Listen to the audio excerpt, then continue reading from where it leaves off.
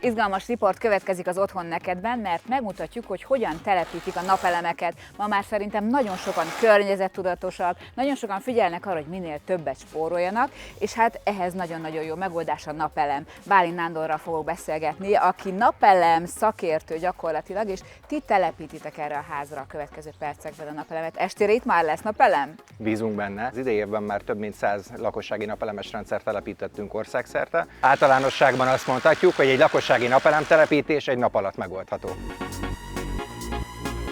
Aki esetleg eddig gondolkodott napelemes rendszer beruházásán, akkor javasoljuk, hogy ne tétlenkedjen, vegye fel a kapcsolatot megfelelő szakemberekkel, akik garanciát is vállalnak, és olyan képzett emberekkel dolgoznak, akik okleveles szakemberek. Jelenleg él egyébként egy támogatás, egy vidéki otthonfelújítási támogatás, amely az 5000 fő alatti településen élőket célozza meg. Abban az esetben, hogyha rendelkeznek 25 év alatti gyermekkel, vagy esetleg nyugdíjasok, akkor akár az állam az 50%-át állja ennek a teljes finanszírozásnak. Ez egy nagyon jó lehetőség akkor. Minden bizonnyal, most egyébként a napelemárak és a hozzátartozó alkatrészek viszonylag alacsony áron elérhetőek, tehát egy korábbi évekhez visszaviszonyítva, amikor még a szaldó elszámolás élt, sokkal kedvezőbben meg lehet valósítani ezt a napelemes beruházást, és most esetleg rebesgetik azt, hogy újra visszatér a szaldó, úgyhogy izgalmasan várjuk a kormányrendeletet.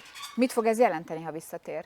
Abban az esetben, hogyha visszatér, akkor a jelenleg érvényes bruttó elszámolás az megszűnik, és a szaldó elszámolás értelmében ugyanannyiért adja el az ügyfél a napelem által megtermelt villamosenergiát, mint amennyiért vételezi a hálózatból.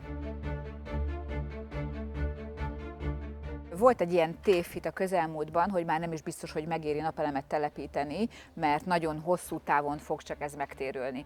Tegyük ezt tisztába akkor, légy szíves, hogy mi az igazság.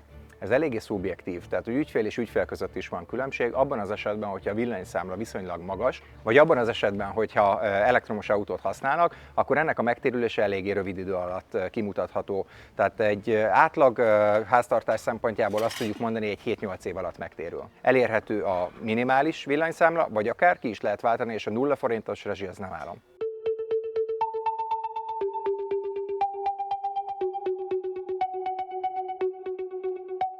Megígértem a nézőknek, hogy bemutatjuk, hogy hogyan zajlik a napelem telepítés. Egy bátor kollega a tetőn van már, ő mit csinál most? Most jelen pillanatban a tartószerkezetet rögzítjük. A háttérben az inverternek a kiépítését már megtette a kollégám. Mit jelent az inverter, mit akar? Az inverter a lelke egy napelemes rendszernek, az, ami az egyenáramot váltóárammá alakítja. Gyere, nézzük meg! Ez itt az inverter. Tehát akkor ez alakítja át az áramot? Abszolút mértékben. Ez egy nagyon fontos része a napelemnek? Enélkül nem tud működni. Komolyan? Tehát, hogyha csak napelemeket rendelnénk meg, akkor tulajdonképpen nem termelnénk elektromos áramot. Itt a tulajdonos tud-e valamit nézni, valamit állítani, kell-e ezzel foglalkoznia? Mind applikáción keresztül a felügyeletben elérheti, legyen bárhol, hogy éppen milyen a termelése, illetve itt az inverternek a kijelzőjén is látja a pillanatnyi fogyasztást, és látjuk azt, hogy éppen visszatáplálunk-e a hálózatra, vagy az akkumulátorban raktározza el azt. Nagyon fontos, hogy engedélyt kérjünk a napelem telepítésre? Minden egyes esetben egy engedélyt kell, egy műszaki gazdasági tájékoztatót és egy csatlakozási terv dokumentációt benyújtani. Célszerű egyébként olyan napelemes kivitelező céget megbízni, aki kulcsra készen vállalja egészen a tervezéstől az engedélyeztetésig. Tehát akkor nekünk semmit nem kell csinálni, ha jó szakembert találunk. Pontos a jó választás. Ez így van. Jó, akkor nézzük meg, hogy áll a kollega, jó? Rendben.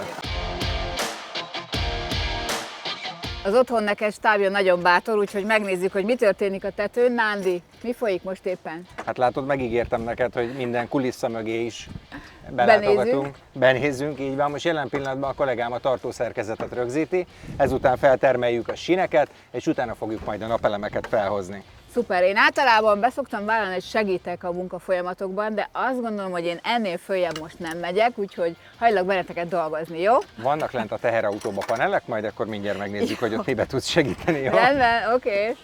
Na, én mentem. Mivel mindenképpen szerettem volna valamit segíteni, ezért Nándi talált nekem is munkát. Kábelt mértem és vágtam. Lehet, hogy nem ez a legfontosabb része a telepítésnek, de jól esett, hogy valamit segíthettem. És most jön egy izgalmas rész, hiszen napelemet lentről már mindenki látott, de ilyen közelről szerintem még nagyon kevesen. Különböző cellákat találhatunk a panelen, és ezek a cellák termelik meg a napenergiával ugye a elektromos áramot.